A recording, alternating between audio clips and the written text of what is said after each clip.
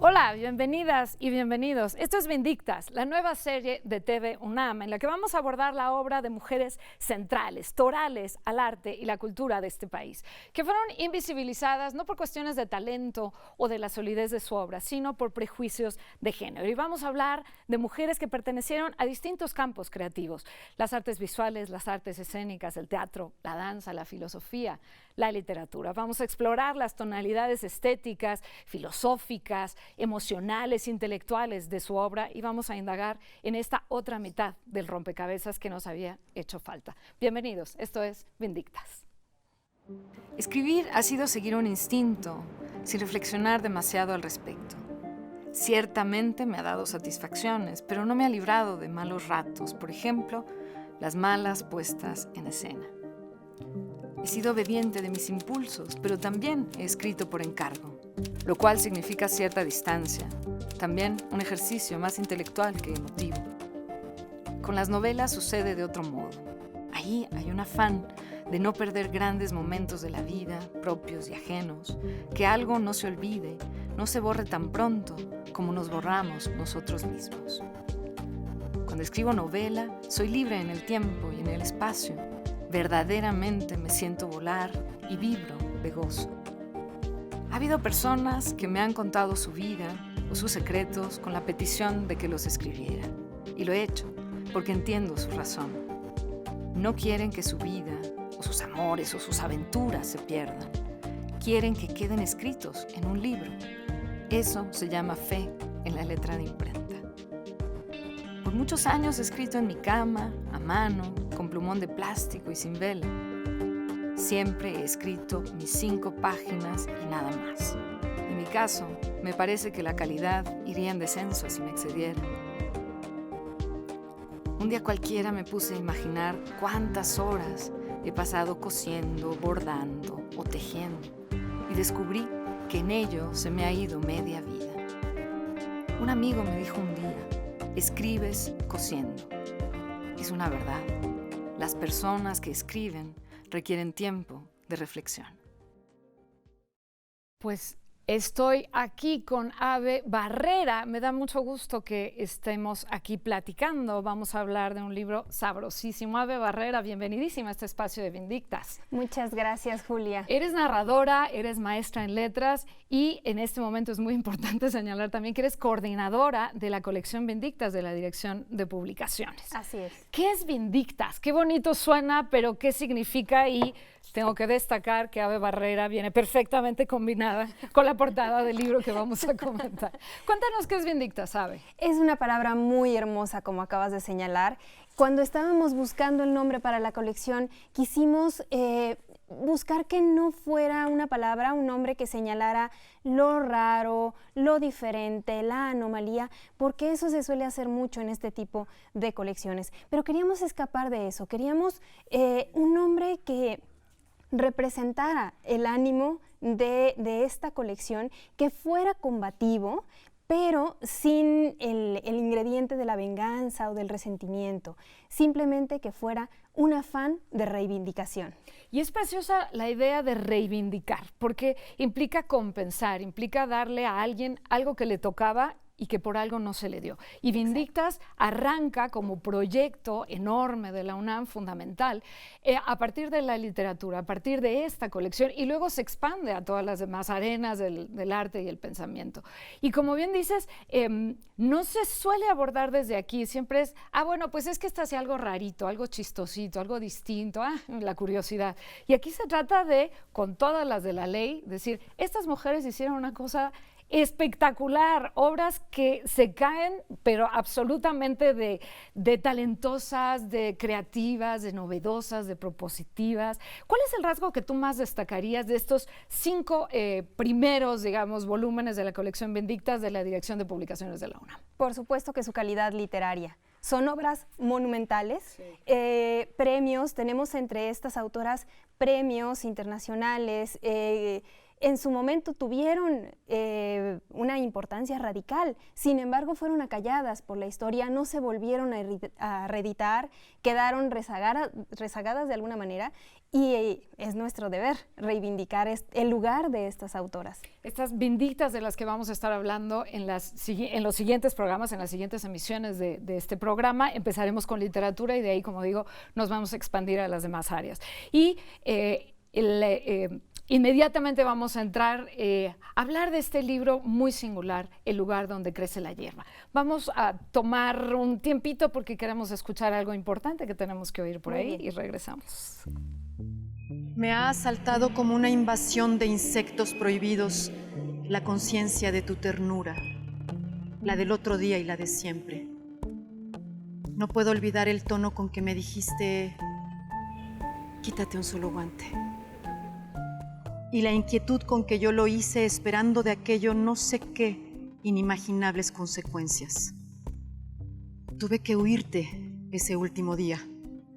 Tuve que dejarte de pie en medio de la calle, rondado por una sonrisa socarrona que al llegar a tus ojos se convirtió en acero y me hizo temblar.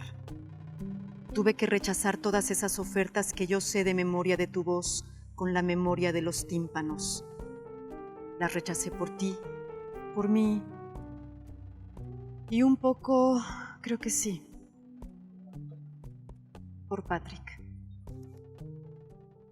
Arcelia Ramírez aquí leyéndonos, narrándonos con esa intención pasajes de este libro que vamos a estar comentando de Luisa Josefina Hernández, tremendísima dramaturga, Tremenda, pero que es poco conocida como escritora de narrativa, ¿verdad?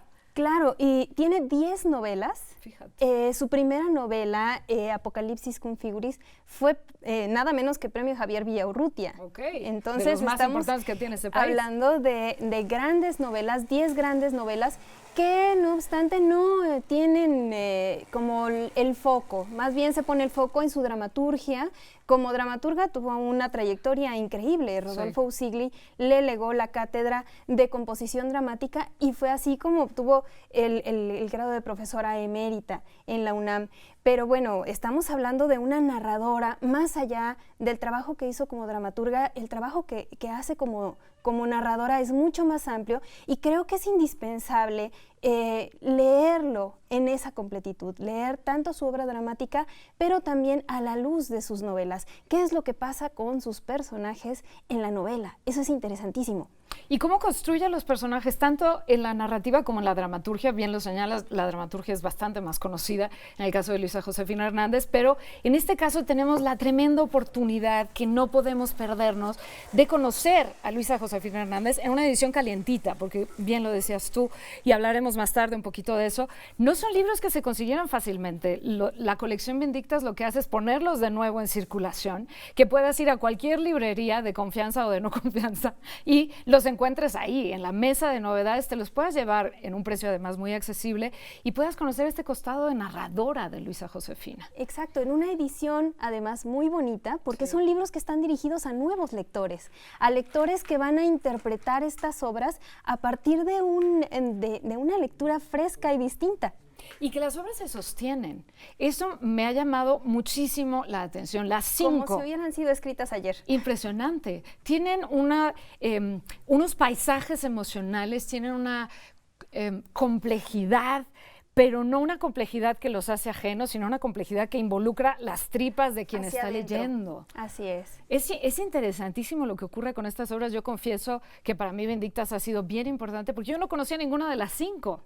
Estas 5, bueno, sí, a las escritoras, algunas de ellas, por supuesto, la China Mendoza. Como de referencia pero no en otros trabajos, pero no en su trabajo narrativo, en sus novelas. Esa es la gran aportación que hace la Dirección de Publicaciones de la UNAM al traernos estas novelas frescas, como dices, en ediciones bien bonitas, además económicas, para que podamos sumergirnos en ellas y no partir de lo que decimos tú, yo o quien sea, de la experiencia lectora. Es lo más importante. Y creo que esa es la más rica que puede haber, porque no se lee por compromiso, ni por obligación, ni por tarea. Hay que leer por placer, por el absoluto disfrute de perderte un rato del mundo y meterte en otras temperaturas, ¿no? Y creo que lo que decías acerca de la construcción del universo que establece Luisa Josefina en el lugar donde crece la hierba es importantísimo porque va hacia el interior del personaje. Sí. Es una voz narrativa, es alguien que narra en primera persona en un supuesto diario, que es como una especie de carta. Que ahorita nos vas a contar diario, un poco. Y entonces es muy íntimo, es muy delicado el tejido de esta novela. De acuerdo, vamos a regresar para platicar un poco más sobre la novela. ¿Te parece? Vale.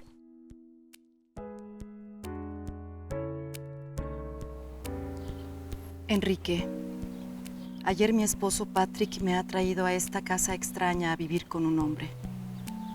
Ha sido necesario. No podía quedarme ni un minuto más en el lugar donde vivimos.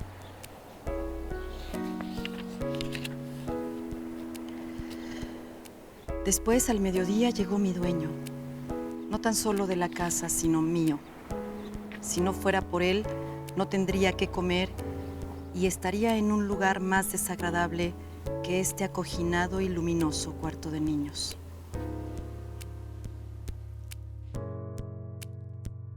Pues hay mínimos fragmentos de esta novela para que nos demos un quemón de lo que viene con ella y de lo que trae entretejido. A ver, muy brevemente, ¿de qué va la novela? Es una novela, como decíamos, muy del interior, de una narradora que escribe, como ya vieron en este pequeño fragmento, a partir de sí misma, a partir de este riquísimo universo emocional. Sin embargo, para platicarles un poquito acerca de este personaje que habla en primera persona, a mí me parece muy interesante cómo ella, esta narradora, viene de un lugar de precariedad y se enfrenta, sale de este lugar de precariedad y se enfrenta a un encierro no precisamente físico, aunque también está encerrada en una casa, pero entre tres hombres importantes en su vida, a quien se remite su esposo Patrick, quien la abandona en la casa de un amigo, que es Eutifrón, que es como el ejemplo de la piedad o de la supuesta compasión, y cómo se va poniendo en tela de juicio este sentido de la compasión conforme ella se va sintiendo cada vez más encerrada.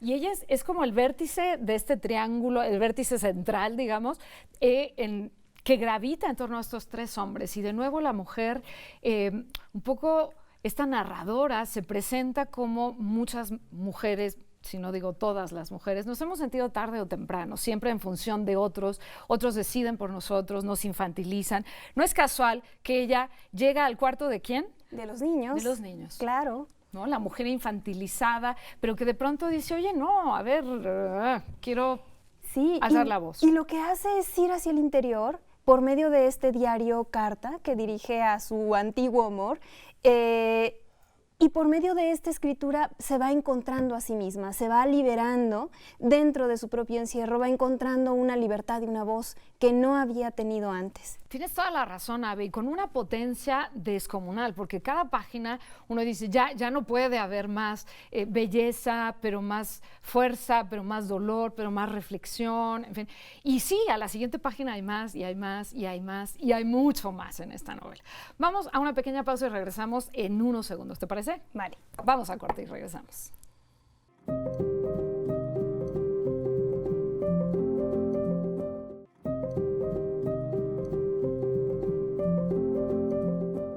Estamos de nuevo aquí en Vindictas, no nos hablamos nada como prometimos, porque hay tanto que decir, Ave Barrera, del lugar donde crece la hierba.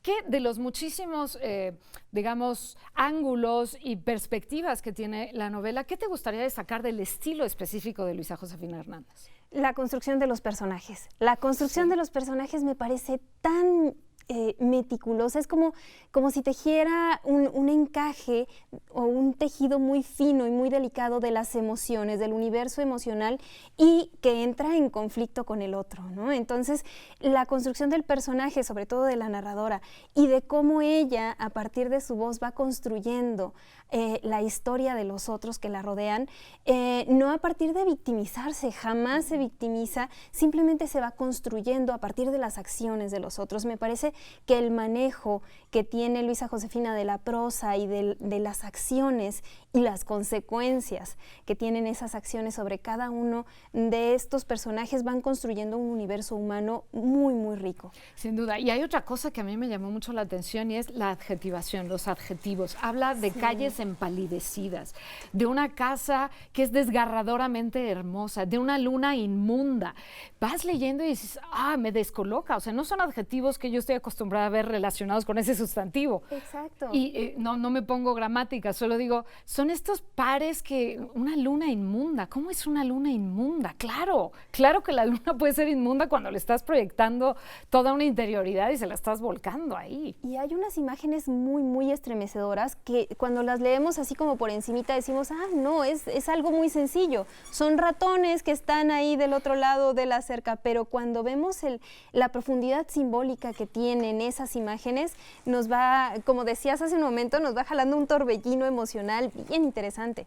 Es tremendo lo que Luisa Josefina Hernández logra en esta novela hacia el lector, porque de nuevo, nunca leemos a otros, nos leemos en los otros. Y yo me encontré muchísimo aquí, y seguramente tú también, y de eso se trata la buena literatura, de que nos permite reconocernos y ahí. Es por eso que nos hacía tanta falta leer a las mujeres que estuvieron antes que nosotros, que abrieron brecha y que gracias a ellas estamos escribiendo. Gracias a ellas estamos escribiendo y necesitamos leerlas de nuevo. ¿Te parece que escuchemos otro pequeño fragmento de esta novela? Escuchemos. Vamos. Escribo y ahora parece que hay una sencilla explicación que llena mi espíritu de contento. Eutifrón está un poco enamorado de mí y no ha podido ocultármelo. Vamos a pensar eso porque no estoy paseándome bajo el sol en la explanada, porque no puedo encender las luces cuando oscurece y porque no recuerdo los años de mi infancia. Estamos aquí de nuevo reflexionando sobre otro de los muchos ángulos que tiene Vindictas. Ave, ¿cómo se da este diálogo entre generaciones? Que es algo que me llama mucho la atención. No es me voy a acercar a estas autoras, sino es me voy a acercar también a partir de la mirada de ustedes, de la nueva generación que está produciendo, que está opinando, que está cuestionando, que está ganando premios. 5 prologuistas para dialogar con 5 autoras. ¿Cómo se dio esto? Prologuistas que nacieron en la década de los 80 o más para acá. Eso era muy, muy importante para el proyecto porque es una idea así tal cual de Socorro Venegas como directora de publicaciones, de la Dirección General de Publicaciones, porque quiere que las obras sean presentadas precisamente por esta lectura, por este ángulo de lectura, de esta necesidad que teníamos, que tenemos, seguimos teniendo las escritoras de buscar un linaje femenino, de crear un linaje, saber en quién nos estamos apoyando a la hora de escribir. Escribir como quién. Durante tantos años hemos leído en las facultades o en nuestras propias bibliotecas a los autores hombres y hemos construido también el imaginario de la literatura que tenemos a partir de esas lecturas. Y nos estaba haciendo falta esta pieza indispensable que muchas estuvimos buscando, que sentimos esa necesidad, y es de esta manera que se construye el diálogo entre las nuevas propuestas, que las inquietudes, lo que estamos escribiendo ahora, y este hallazgo, este encontrar apoyo en las voces que tuvieron y han tenido una solidez fuertísima en la construcción de su propuesta literaria. Y lo menciona Luisa Josefina en alguno de estos fragmentos que hemos escuchado, y lo mencionaste tú hace rato, es tejer. Estaba como sueltos los hilos, como que las mujeres escritoras teníamos que buscar pues en otros horizontes, y decir, híjole, es que no necesariamente me identifico con esta voz, pero bueno, es la que hay, es lo que tengo al alcance, ¿no? Sí. Pero resulta que no, que había muchísimo más que simplemente no se había reeditado. De ahí creo que parte es un gran elemento de la colección en diálogo con ustedes. Sí. Nacidas a partir de los 80, todas de una generación que está, como digo, está creando. No es que están queriendo mañana publicar, no, que están publicando, que ya todas tienen un haber literario, pero que están encontrando otra beta, otra posibilidad de conversación, como dices, como con un linaje. Esa idea me gustó mucho. ¿Quiénes serían las madres, las abuelas de las escritoras mexicanas contemporáneas? Me parece bien interesante. Y lo que viene, yo tengo muchas esperanzas y una gran expectativa de leer a partir de esta propuesta y de que estamos leyendo a las autoras que crearon este linaje femenino, cuáles son las nuevas propuestas que van a crear las jóvenes escritoras a partir de ahora, las que apenas están empezando, que están leyendo ahora sí a nuestras madres literarias, qué cosas maravillosas van a crear. Y que no se trata, y quisiera subrayarlo, no se trata de pelearnos con los autores hombres, no se trata de decir, borrón y cuenta nueva a todo, por supuesto que no se trata de eso, pero sí se trata de complementar el rompecabezas que estaba trunco, que le faltaba la otra mitad.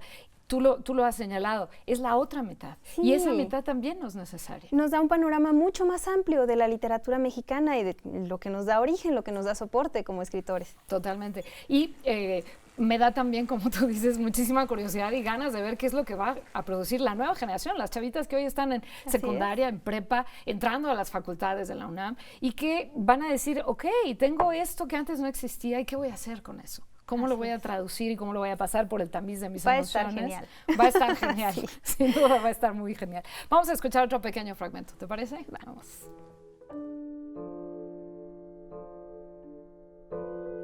Eutifrón, quiero morirme.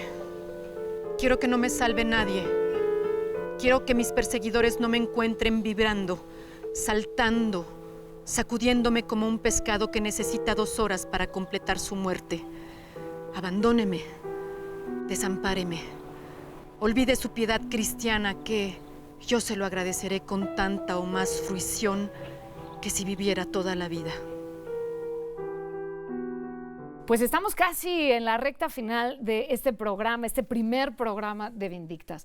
Y, a ver, yo te quiero preguntar, ¿qué ves en el futuro mediano y largo de Vindictas? Algunas de estas escritoras están vivas todavía, es el caso de Luisa Josefina Hernández, es el caso de otras que abordaremos en los programas futuros. ¿Cómo están recibiendo ellas este reconocimiento tan, pues sí, tan tardío? Y algunas ya no lo alcanzaron a ver, se murieron antes de que Vindictas existiera. ¿Cómo ves en el mediano y largo plazo, o tal vez en el corto y mediano plazo, su reivindicación ante sí mismas, ante su generación, ante la generación de hombres? ¿Cómo lo sientes? El diálogo ha sido súper conmovedor. Ya les tocará hablar del caso de, por ejemplo, Tita Valencia, que está viva y que llegó el reconocimiento en el momento. Llegó. Llegó. Pero llegó. Ahí lo dejamos. Sí. Claro. Pero están otras autoras, Marcela del Río. Queremos dar prioridad tanto a la urgencia del rescate, o sea, la urgencia para que la obra llegue a los lectores, como la urgencia también de que ese rescate llegue en un momento oportuno para las autoras. Sin embargo, para autoras que ya no están con nosotros, también es indispensable poner muchas de estas obras al acceso de los lectores, ¿no? Que es finalmente lo que queremos hacer, el objetivo de la colección. Y es eso, abrir este espacio, que creo que se va a ampliar muchísimo, como ya se está ampliando a otras disciplinas. Sí. Creo que va a ser todo un movimiento muy necesario y muy interesante, que va a cambiar de manera radical la manera en la que nos acercamos al arte, a la literatura y a nosotros mismos. Claro, y que va a redefinir el canon. Hemos estado acostumbrados y acostumbradas todos a el canon visto desde X punto de vista. Y ahora hay que cambiar la mirada, hay que descolocarla y decir, no necesariamente es como yo lo había visto, hay que repensarlo. Sí. Y eso impacta a las facultades, impacta a los centros de investigación, porque hay que repensarlo todo. Y me parece un momento particularmente emocionante. A mí lo personal me emociona un montón. Digo, qué bien, estamos viendo tiempos de absoluto cambio, de absoluta reivindicación. Desde el concepto mismo de canon se tienen que replantear las estructuras que habían sido tan jerárquicas, tan verticales y tan rígidas. Creo que ahí sí la mirada femenina, la identidad femenina que atiende un poco al cuidado, que atiende más a esta horizontalidad y generosidad del cuidado mutuo, tiene mucho que ver en el cuestionamiento de estas estructuras y tiene muchísimo que aportar. Y la sutileza, ya no la abordamos porque no da tiempo, pero la sutileza de los personajes y de la voz de la narradora del lugar donde crece la hierba es impresionante. Vamos a escuchar un último fragmento de esta novela. ¿Para qué te casaste con él? Y es verdad que no lo sé. En un momento dado sentí que toda mi sangre circulaba hacia él y que había un impulso más adentro de la piel y más arriba de la entraña que me hizo seguirlo. Era como el único lugar de refugio.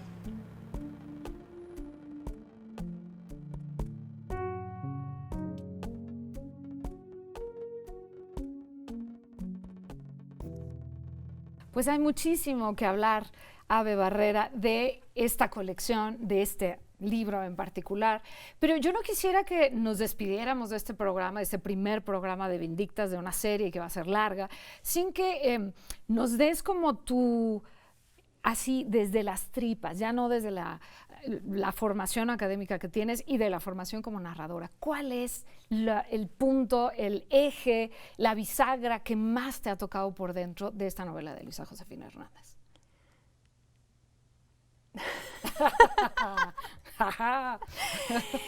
Es muy conmovedora. Es una novela completamente conmovedora.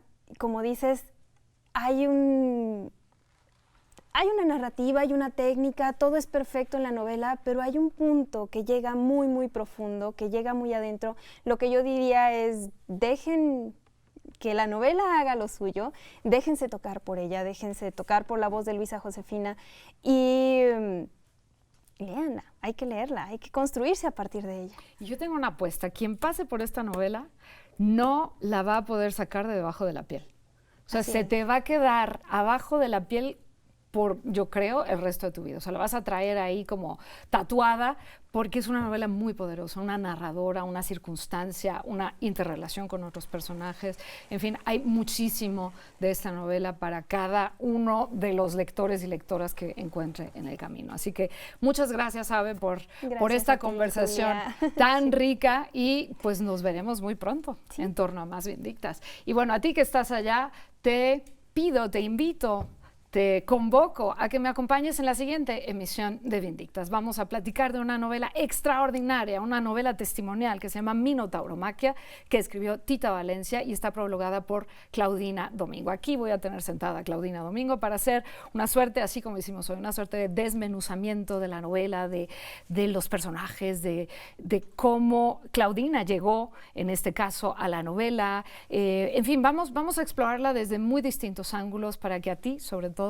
se te antoje leerla, porque este es el objetivo de Vindictas, que tú te acerques a la obra de estas mujeres fundamentales. Así que hasta la próxima emisión de Vindictas.